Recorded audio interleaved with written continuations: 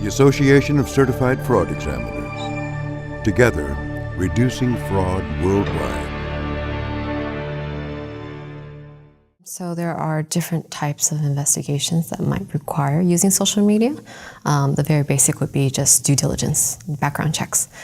Sometimes employers want to find out, are they doing anything nefarious, behind work hours, for example, or their background or who they might be related to.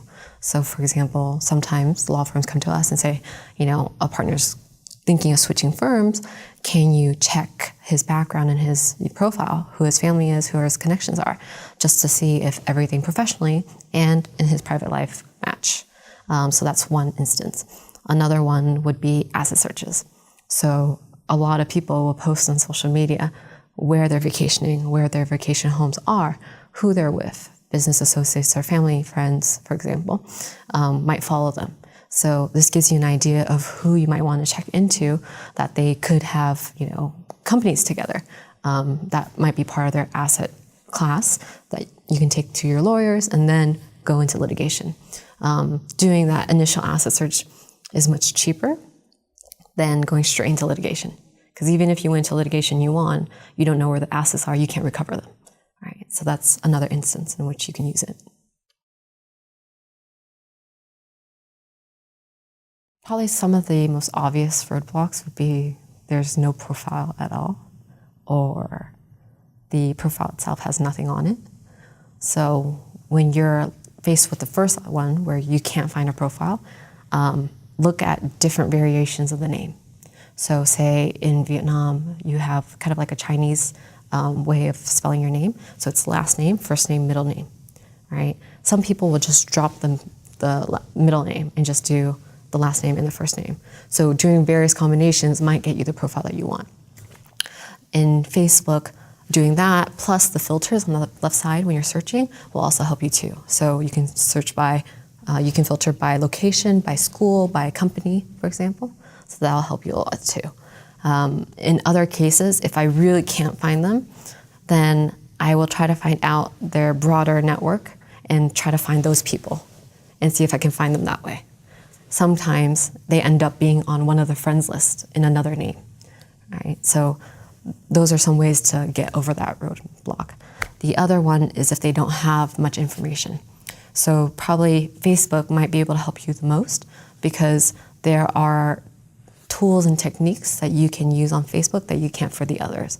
So one of them would be finding out their Facebook ID. So you would have to go onto their profile, look at the source code.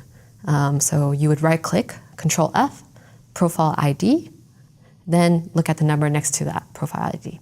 Then you use that profile ID to use kind of links, targeted links that you can find posts that they've been commented on, that they've liked. So these are kind of loopholes in the system because someone else's post that they've looked at and that person's profile is public. So one I mentioned before was geosocialfootprint.com. So that helps you geolocate locations on Twitter. Another one is called Stalk Scan, so stalk as in stalker, and then scan.com.